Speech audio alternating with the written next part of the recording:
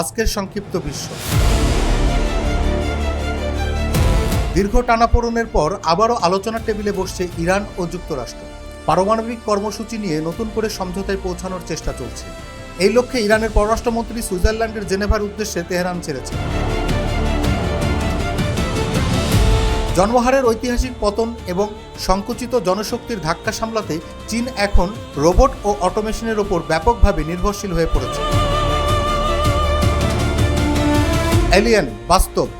যুক্তরাষ্ট্রের সাবেক president Barack Obama এমন দাবি করায় আবারও ভিনগ্রহী প্রাণের অস্তিত্ব নিয়ে আগ্রহের সৃষ্টি হয়েছে।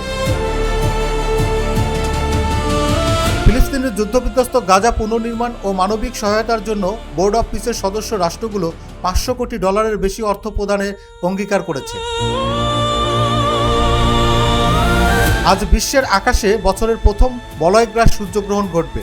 সূর্যগ্রহণটি বাংলাদেশ সময় আজ বিকাল 5:56 শুরু হবে এবং রাত 8:27 গ্রহণটি শেষ হবে।